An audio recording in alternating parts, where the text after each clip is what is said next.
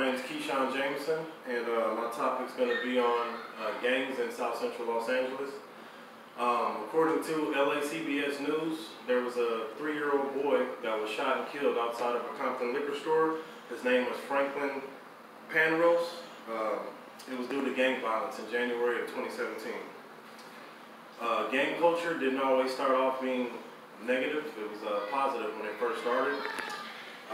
It's been a lot of innocent bloodshed due to gang violence in America, especially Los Angeles. There are organizations and people that want to fund and help the gang violence to put it to an end. In 1969 in Los Angeles, Stanley Tookie Williams and Raymond Washington, they were the founders of the Crips, and they were positive back then. There was a spinoff, the Black Panthers, which was formed 3 years ago, or 3 years prior to that. The Crips were responding to the level of hatred and things that they were going through in their community, as far as racism, things like that. And they just wanted to pretty much take care of their community, feed their own, you know.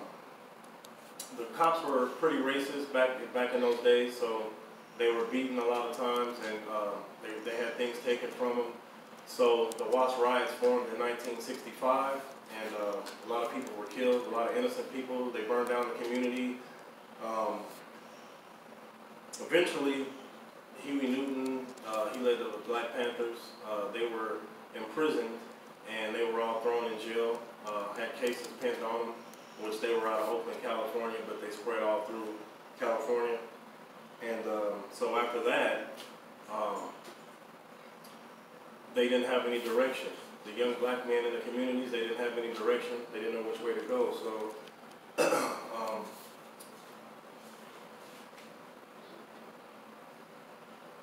they were confined to a small space in South Central Los Angeles, which is known as Compton, Watts, Gardena, South Central, and if they went outside that diameter, then they were beaten and they were put back in that little confined space, so they really didn't have anywhere to go.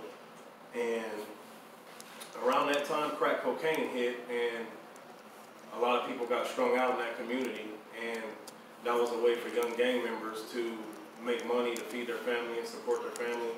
So gangs became very territorial after that, and it's been a lot of murders, you know, outside members and outside gangs. They couldn't come to certain areas within that little confined space. So, you know, it was a lot of murders, and gangs pretty much took a turn for the worse then.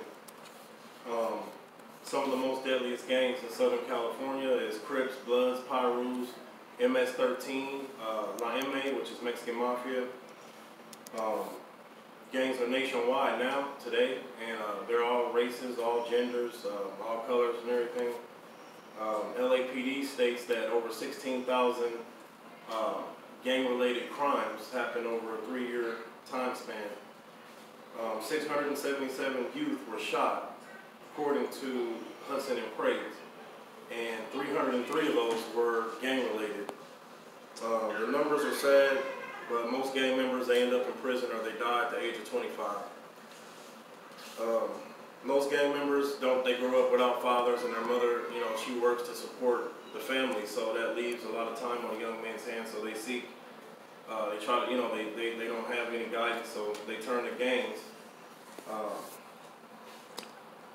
So now you have, you know, Big Brother programs and things like that. Other organizations that try to help kids and gangs get off the streets. The late rapper, his name is Nipsey Hussle. He had a organization in his community, which he was just recently killed due to gang violence. He has an organization where he tries to help young men get off the streets and things like that he funded with his rap money.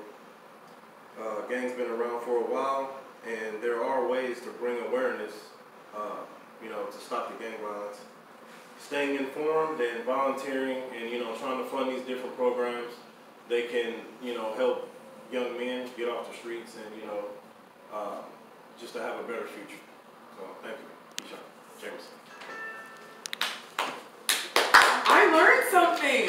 I didn't know about